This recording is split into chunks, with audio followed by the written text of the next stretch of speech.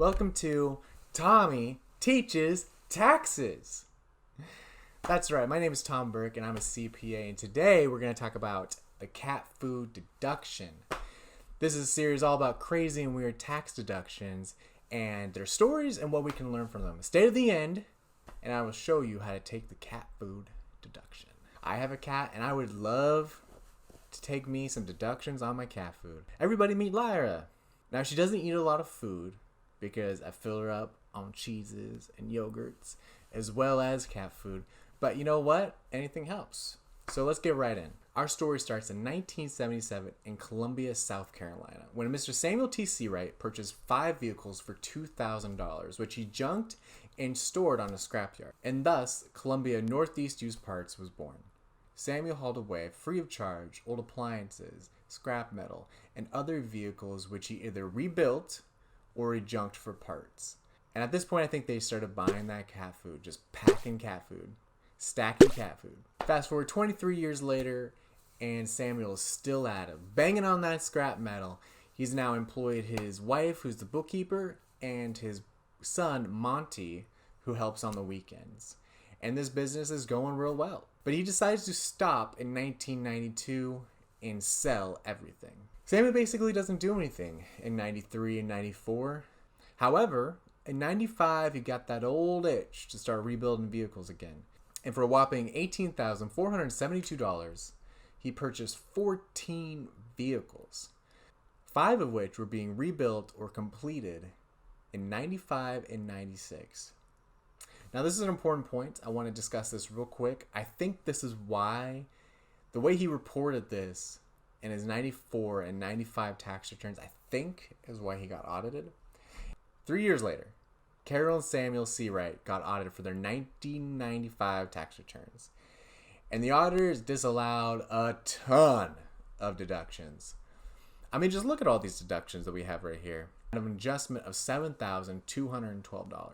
And many of these tax deductions were disallowed simply because they didn't have receipts. You know, you're allowed to estimate your tax deductions to a reasonable level. But guys, you should really have some sort of receipt to back up every single tax deduction, because most of the reason why they didn't get these tax deductions is because they didn't have any records, any receipts at all. And of course, Samuel and Carol disagreed with the auditor and took the auditor to court. So the tax court unfortunately didn't do them any favors either, and they agreed with the auditor on many levels. But they did find one nice little deduction for $300 for cat food. Throughout the year, the Carrolls would buy cat food and then sprinkle the cat food around the scrap yard in order to attract the wildlife and wild cats to take care of their snakes and rats. It was just pest control. You know, they could have paid somebody to do this for them, probably very expensive, maybe $100 a month or whatever the case may be, but they could have paid much more to take pest control than spending, $300 for the entire year and taking care of their pests. And it's necessary. I mean, if I was going to go to a junkyard and go look through old cars and parts, I don't want to put my hands in like a den of infested, like a den of rats and snakes, right? So it was important that they have some sort of pest control active in their business. And they just happened to use a different method, a far cheaper one, probably, than using pest control.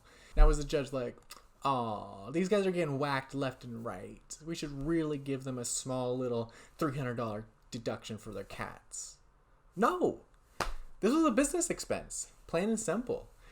The deduction was ordinary and necessary, and it was actually paid for within the year. These are the 3 components you need for any business deduction. Now, it might get disallowed for other reasons, but if you're going to get a business deduction, you have to at least meet those 3 thresholds.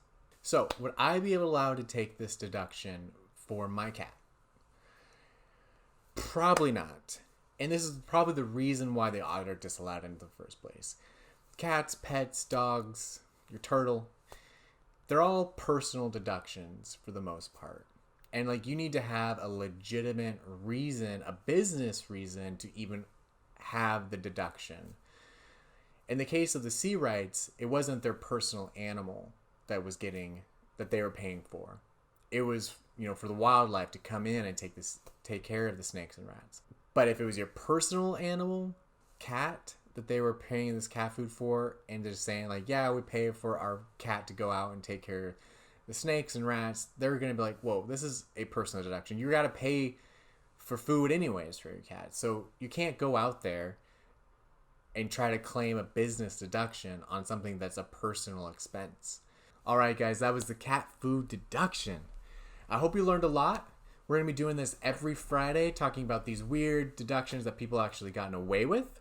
So don't forget to like, comment, and subscribe down at the bottom. If you have any questions about this story or any questions about taxes in general, I am happy to help.